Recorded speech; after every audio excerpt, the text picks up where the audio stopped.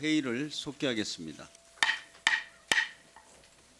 질의를 계속하겠습니다. 정의당 비례대표 출신 윤소화 의원 질의하십시오. 네, 정의당의 윤수화입니다. 오전 질의응답을 주고받는 과정을 보면서요. 빈수레가 요란하다 하는 그런 말이 떠오른 것이 사실입니다. 지난 한 달 특별감찰반 전 수사관의 폭로이 청와대와 온 나라가 휘청대고 있습니다. 김태우 수사관의 비리 의혹은 민간인 불법 사찰 의혹으로 번져서 이제 검찰 수사로 가고 있어요.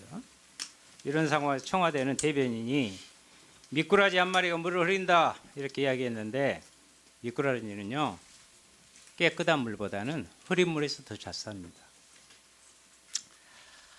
청와대 내에서부터 혁신의 고삐를 늦추지 않아야 된다는 그런 말씀입니다. 집안 단속부터 잘해라 하는 말이 있습니다. 그런 측면에서 질의하겠습니다.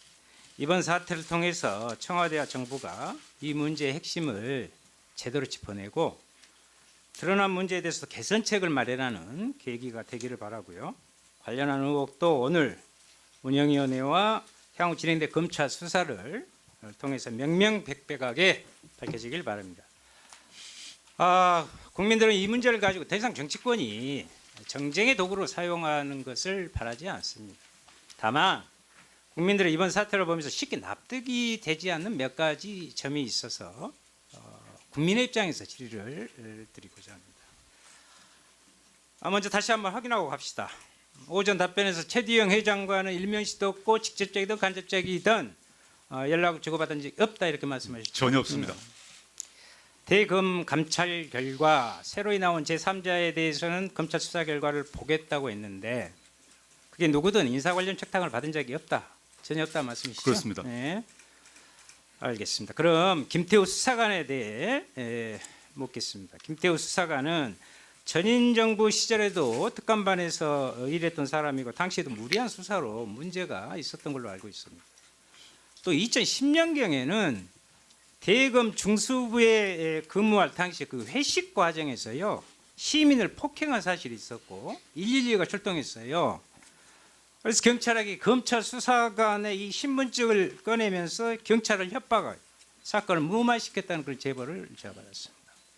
또 승진을 위해서 여기저기 간부들에게 부탁하고 다녔고 도가 좀 지나쳐가지고 내부 수사관들의 반발이 심했다는 이야기가 있어요.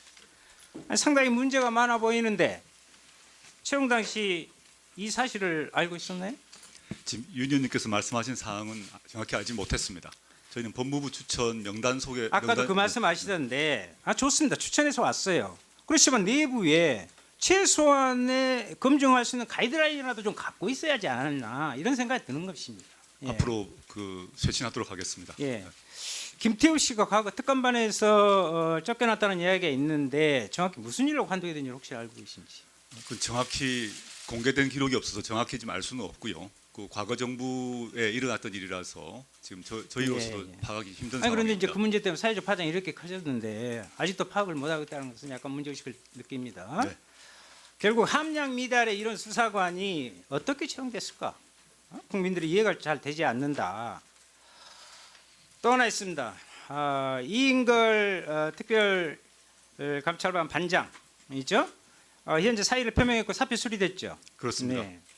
이인걸 특검 반장을 이렇게 살펴보니까 도곡동 사저 의혹에 무혐의 처분하고 그리고 최순실 박근혜 최순실 국정농단에 있어서 70억 뇌물 내건 롯데 측의 변호인을 했던 사람인데 이런 사람이 문재인 정부 국정지원을 전혀 맞지 않는데 특검 반장이 된다? 누가 추천했고 어떻게 임명됐어요? 이야기 한번 해보십시오. 이인걸 특감반장 경우에 있어서는 또 그 박형철 반부패 비서관이 네. 자기 직속 그 부하기 때문에 여러 명의 후보를 조사를 해서 세평을 조사하고 능력을 검토한 후에 그 선택을 했고 수석께서는 지금 이러한 사실을 알고 계신데 어떻습니까? 지금 생각은 어때요? 맞다고 생각하세요?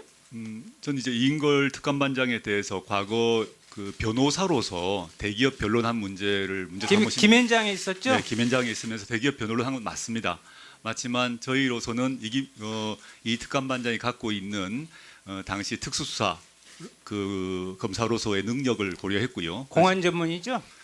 꼭 공안은 아닙니다. 특수가 주고 공안을 부로 한 걸로 알고 있습니다. 공안에서 네. 전문적으로 했었던 것이 경력에 있습니다. 국민들은 청와대 수사관이 일탈 행위를 했을 뿐만 아니라 자신이 한 일을 제대로 지휘계통에 보고도 하지 않고 또 계속 경고를 받았으면서 업무를 보고 있으니 이해가 되질 않는다 이 말이에요. 민정수석은 특감반 활동을 정기적으로 보고받습니까? 아니면 어떤 문제가 터졌을 때 보고를 받습니까? 특감반 내부 상황 말씀이십니까? 내부 상황은 정기적으로 받으시냐 아니면 이런 문제가 터졌을 때 그 사안에 대해서 받으시냐 이 말. 사안별로 받고 있습니다. 사안별로. 네. 일부 언론에서는 백원우 민정비서관이 민정수실내의 영향력이 커가지고 실제 대부분의 사정 관련 업무는 백원우 비서관이 직접 챙겼다는 그런 보도가 있던데 이건 사실입니까? 전혀 사실 무근입니다. 네. 백운우 비서관은 매우 중요한 역할을 하고 있습니다. 그렇지만 저희 네. 민정수석실 산하의 내 알겠습니다. 비서관은 분업 체계가 분명합니다. 예, 민정수석은 이렇게 민간인 사찰을 지시했거나 보고받은 적이 없다고 했는데 그러면 말씀하신 반부패 비서관, 민정비서관 특급반장도 민간인 사찰을 지시했거나 보고받은 적이 없다고 확신하십니까? 전혀 없습니다. 네, 청와대 발표를 보더라도 김 수사관이 업무를 시작한 지 2달 만에 민간인 사찰한 정보를 보고했고 박형철 비서관이 민간인 관련 첩보는 수집하지 말라고 엄중히 경고도 했다는 거잖아요. 맞습니다. 아까. 네. 그게 1년 전이고 그 외에도 수차례 구두 경고, 아까 말씀하신 대로 1개월 정직 등 징계가 있었는데 바로 복귀 조치를 했어야 하는 거 아닌가요? 왜 그런가요? 그 작년 7월에 그 경고를 주고 그 후에 1년 정도는 특별한 문제를 네. 일으키지 않았습니다. 결국 김태우 수사관이 민정수석실 지휘 통제를 벗어났다고 봐야 되는데 예. 역으로 보면 특감반의 다른 수사관도 통제를 벗어났을 수 있다 이렇게 볼 수 있는 거 아니에요, 그렇죠? 전혀 그렇지 않습니다. 예. 문제가 많은 사람이 들어왔고 수차례 경고를 받고도 1년간 특감반에 있었다. 이게 왜 가능했을까 생각을 해보니까 김태우 수사관 자신 주장이에요. 자신을 제외하고는 특감반 활동에 경험이 없어서 5, 6개월 동안 자신만 보고를 했다. 혹시 문제가 있는 줄 아는 수가 갖고 온 정보가 좀 필요해서 어쩔 수 없이 부서에 계속 두고 업무를 시켰던 건 아닌가 이런 의문에 대해서 어떠세요? 전혀 아니고요. 그건 다른 특감반원들도 중요한 역할을 했고 김태우 그 행정요원의 일방적 주장이라고 생각이 듭니다. 다른 특감반원이 이 얘기를 들으면 아주 참 분개하지 않을까 생각합니다. 김태우 민정수석실이요. 김태우에 대한 채용과 관리에 대해서 좀 자유로울 수는 없다 이렇게 봅니다. 또한 사건 초기 특검 특별감찰단을 전원 복귀시킬 때부터 왜 국민에게 소상하게 설명하지 않았는지 이해하기 어렵고요. 이 자리에서 국민들께 그 말씀 한 말씀 합니다. 당시 이제 전원 복귀시키면서 전면 공개를 못했던 것은 저희의 규정상 감찰 내용과 징계 내용을 공개할 수가 없게 되어 있습니다. 그래서 저희는 이제 어쩔 수 없이 기밀성을 유지할 수밖에 없는 게 저희의 입장이었고 그 후로 언론 보도를 통해서 하나하나 나오는 바람에 그때 비로소 대응할 수밖에 없었음을 미리 좀 양해 말씀드립니다. 네, 그 점에 있어서 네. 저희가 죄송하게 생각합니다. 네, 마무리해 주십시오.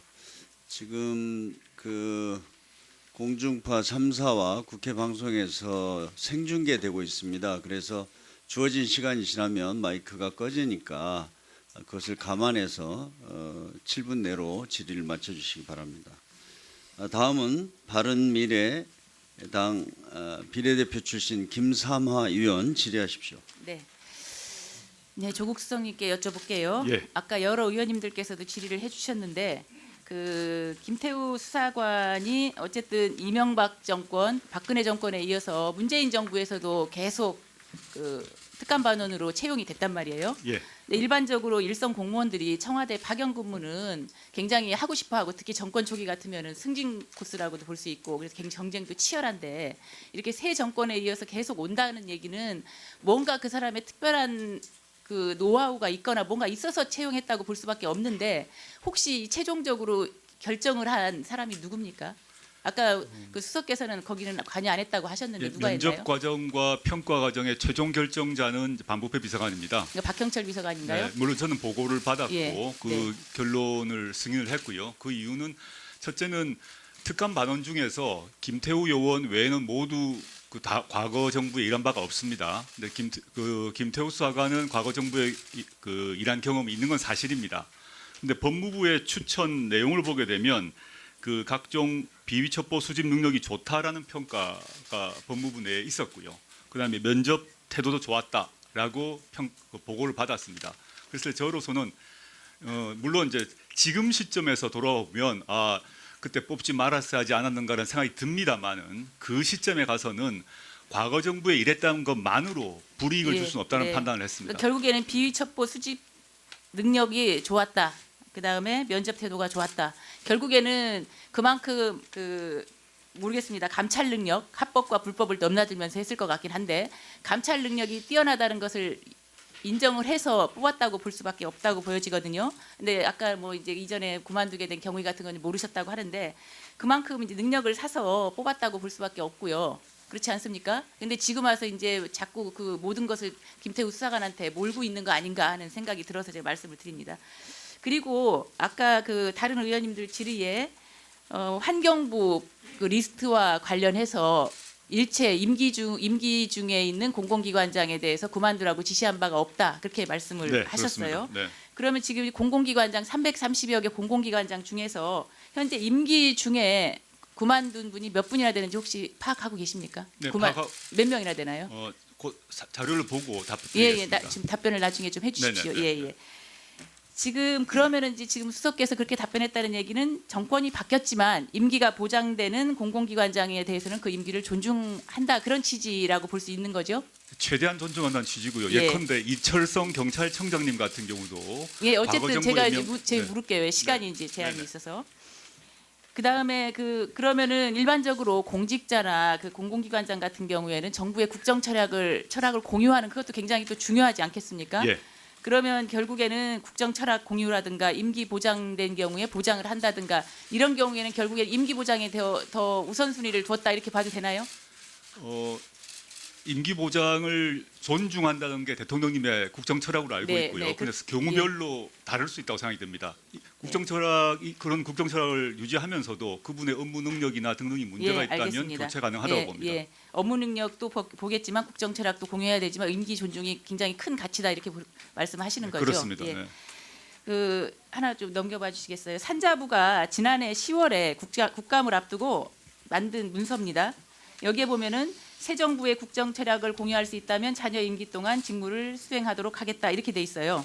결국에는 임기가 남아있는 기관장 중에서 국정 철학을 공유할 수 있는 기관장은 임기를 보장한다. 결국에 거꾸로 보면 국정 철학을 공유할 수 없는 기관장은 임기를 보장할 수 없다. 이런 의미 아닌가요, 이거는? 꼭 그렇지는 않습니다. 그렇지는 아까 않다? 오전 네. 답변에서 말씀드렸습니다만은 전 정부에서 임명된 분 중에서 국정 철학 문제에 대해서 예. 논란이 있는 분도 계속 임기를 유지한 분도 많으십니다. 알겠습니다. 이어서 물어보겠습니다. 지금 그 밑에 보시면 최근 발전 사장들은 자발적으로 사직서를 제출한 것이라는 입장을 견지 이렇게 또 돼 있어요. 이거는 뭐냐면 2017년 9월 20일에 한전 발전 4사 이거 보시면 4명이 동시에 같은 날 2017년 9월 20일에 임기를 뭐 1년 이상 남겼습니다. 또 두 분 같은 경우는 임명된 지 10개월 만에 그만두게 된 거죠. 동시에 4명이 사표를 낸다는 게 자발적이라고 볼 수 있습니까?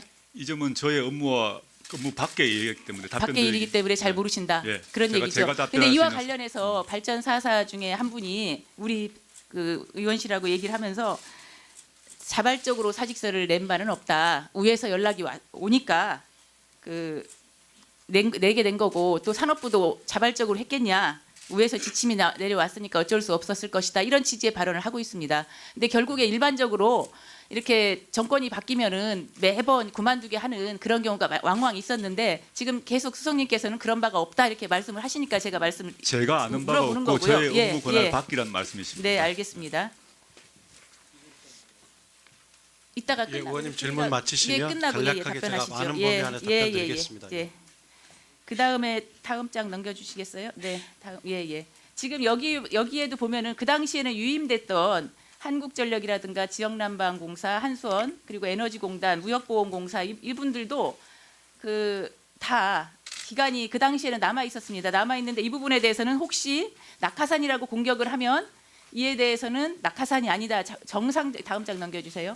정상적으로 그 관련 법령에 따라 적법한 절차로 선임했다 이렇게 답변을 하자 이렇게 했는데 그 이후에 금년 5월입니다. 5월에 그 MB 정부에서 자원외교와 관련돼서 문제가 되니까 이분들에 대해서도 바로 사표를 받습니다. 보면은 5월 30일, 5월 31일 4명에 대해서 동시에 같이 사표를, 형식은 의원면직이지만 이걸 의원면직이라고 볼 수 있는 경우가 얼마나 있을까요? 산업부가 이건 알아서 다 사표를 받았을까요? 위에서 아무 요청도 없었는데 그렇게 보기는 힘들다고 보여지고요. 여기에 보면은 정리를 한 건데 산업부의 산업기관이 41곳입니다. 그중에 23곳이 임기가 만료되기 전에 아까 환경부에 대해서는 4명밖에 없다. 또 3명은 아직도 근무 중이다 했는데 여기 산업부는 23곳을 임기가 만료되기 전에 다 퇴임을 시켰습니다. 왼쪽에 임기 만료일이고 오른쪽에 보면 퇴임일이죠. 그럼 이들이 다 자발적으로 다 그만뒀을까요? 산업부가 다 자발적으로 알아서 그만두게 했을까요? 그건 아니라고 제가 보여지거든요. 답할 사안이 아니라고 네. 생각합니다. 이제 답변해 보시죠, 주 예, 실장님. 의원님 우선은 쭉 자세한 내용까지 주셔서 우선 제가 답변할 수 있는 범위 안에서 좀 답변 드리겠습니다. 저희 정부 출범할 시점에 의원님 말씀하신 공공기관장 이제 전체 337개인데요. 그 중에 10개 직위가 공석이었습니다.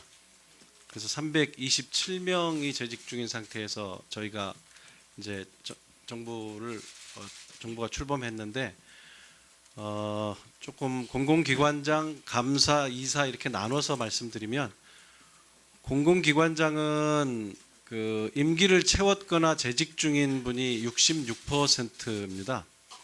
그러니까 임기를 다 채우고 물러나셨거나 현재까지 재직 중이거나 약 30% 정도가 자진 사퇴하셨습니다. 의원님 지금 말씀하신 거론하신 분들이 그런 범위에 속하지 않을까 이제 생각합니다.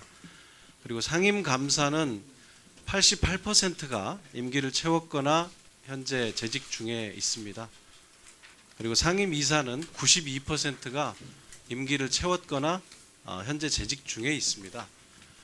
이게 의원님 각 부처별로 아마 차이도 있을 것이고 조금 더 저희도 의원님 오늘 질의가 있어서 더 분석을 해보겠습니다만은 저희가 일괄적으로 이것을 관리하는 그런 일은 진행한 바가 없습니다. 아마 이 정부가 바뀌었을 때에 초기에 저희가 미처 이 공공기관장 인사는 아직 엄두도 못 낼 때도 사임을 하셨던 분들이 꽤 있으셨고요. 그건 어쩌면 정권 바뀌었을 때 관행처럼 이제 진행되어 온 부분이 어느 정도 있는 것 같고요.